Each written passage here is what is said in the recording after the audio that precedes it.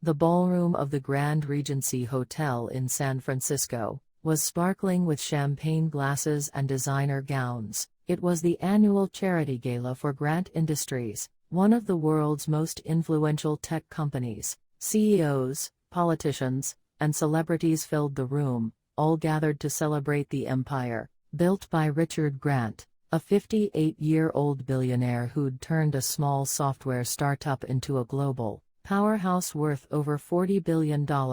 On stage, Richard stood behind the podium, his silver hair perfectly styled, his navy suit tailored to perfection. He smiled at the crowd, with the kind of confidence that came from decades of power. He was in the middle of his speech about innovation and social responsibility when it happened. Olivia Grant, a 21-year-old college student, was weaving through the crowd with a tray of water glasses. She was working as temporary event staff with a few friends to make some extra cash. She had dark brown skin, natural curls pulled back into a neat bun, and sharp, intelligent eyes. She was a pre-law student at Berkeley, the kind of young woman who dreamed of fighting injustice in courtrooms one day. She didn't know anything about Richard Grant except what everyone knew. He was rich, he was powerful, and tonight, he was just another face in a room full of strangers. But then she stumbled slightly on the edge of a carpet,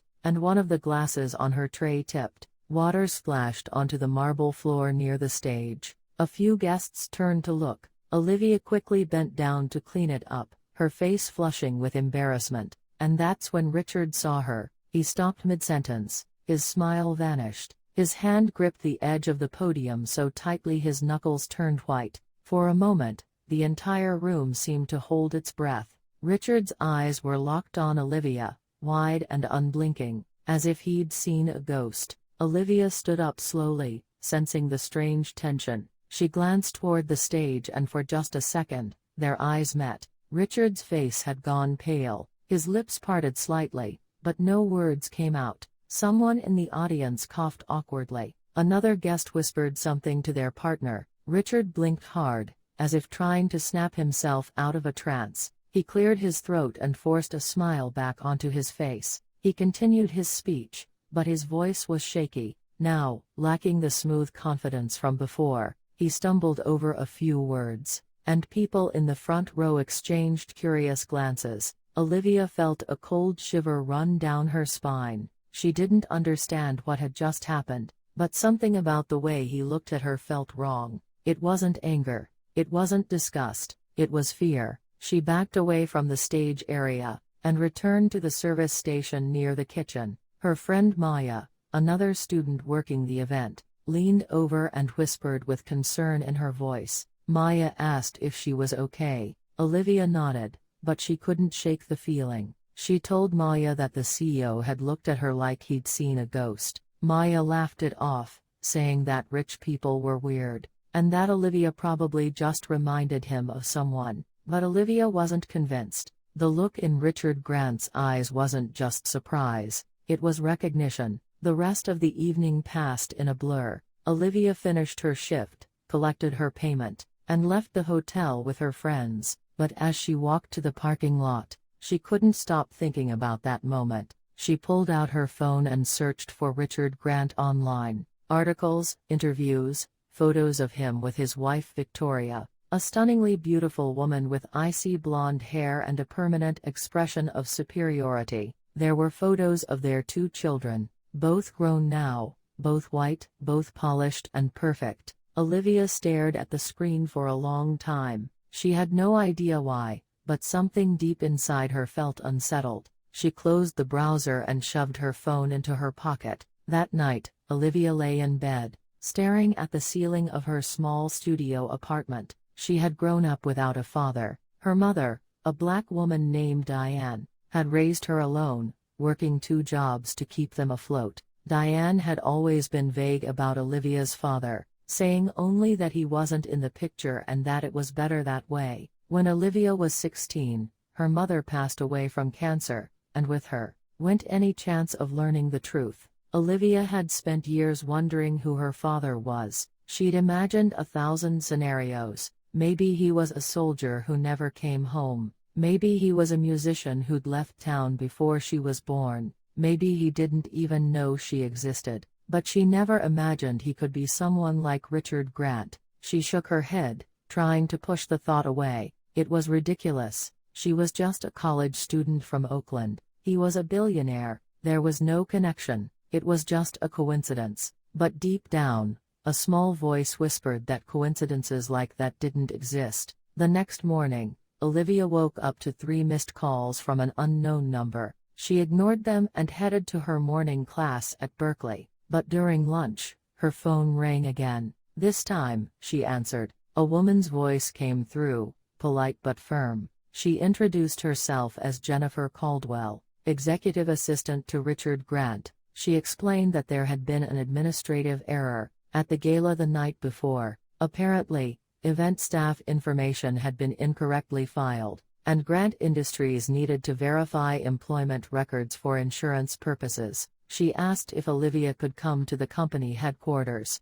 to sign some paperwork. Olivia frowned. Something about the request felt off. She told Jennifer that she'd been hired through a temp agency, and that they should contact them instead. There was a brief pause on the other end of the line. Then Jennifer's tone shifted slightly, becoming more insistent. She said it would only take a few minutes, and that Olivia would be compensated for her time. Olivia declined firmly and hung up. She mentioned it to Maya later that afternoon, and Maya agreed it sounded weird. They both laughed it off, assuming it was some corporate bureaucracy gone wrong. But that evening, when Olivia returned to her apartment building, she stopped dead in her tracks. 2 black SUVs were parked outside her building. Both had tinted windows. Both had small corporate logos on the side that read, Grant Industries Legal Division. Her stomach dropped. She approached slowly, keys clutched in her hand. As she reached the entrance,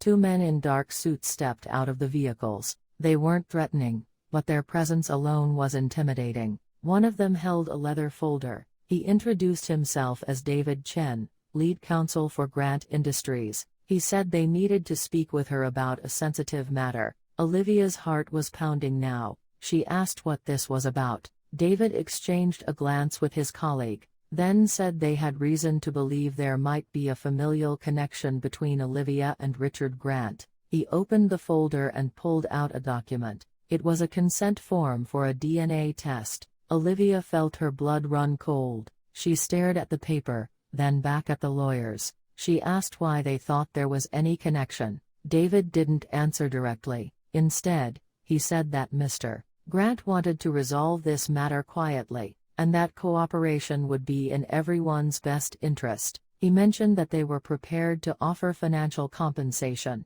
for her time and discretion. Olivia's hands were shaking now, but not from fear. It was anger. She told them she wasn't signing anything. She said that if Richard Grant had something to say to her, he could say it himself. Then she turned and walked into her building, leaving the lawyers standing on the sidewalk. But the pressure didn't stop there. Over the next 2 days, Olivia received emails, voicemails, and even a certified letter delivered to her door. All of them were variations of the same message. Grant Industries wanted a DNA test. They were willing to pay. They were willing to make this easy. But the subtext was clear. If she didn't cooperate, they would make it difficult. Olivia felt trapped. She had no idea what was happening or why. She spent hours searching online for answers. She found old articles about Richard Grant, stories about his rise to power, his marriage to Victoria Grant,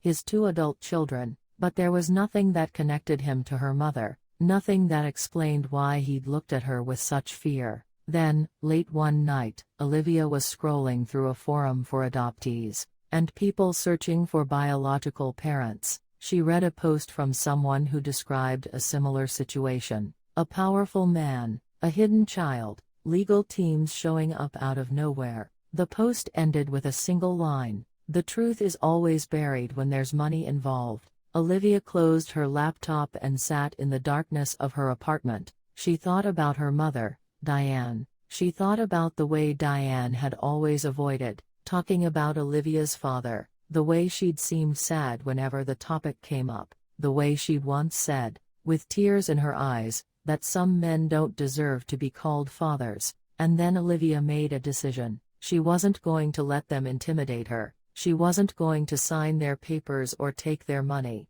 but she was going to find out the truth. The next day, she went to a private lab and paid for her own DNA test. She submitted her sample and requested an expedited analysis. Then she did something bold. She found Richard Grant's public schedule online. He was scheduled to speak at a tech conference in downtown San Francisco that Friday. Olivia decided she would be there. But what she didn't know was that Richard had already made his move. That same week, a tabloid website published a story with the headline "Young Woman Claims She's CEO, Grant's Secret Daughter, Scandal or Hoax." The article included a blurry photo of Olivia from the gala, and vague quotes from anonymous sources, suggesting she was trying to extort money from the billionaire. Olivia's phone exploded with messages. Friends, classmates, even people she barely knew, were sending her links to the article. Her social media accounts were flooded with comments, some supportive,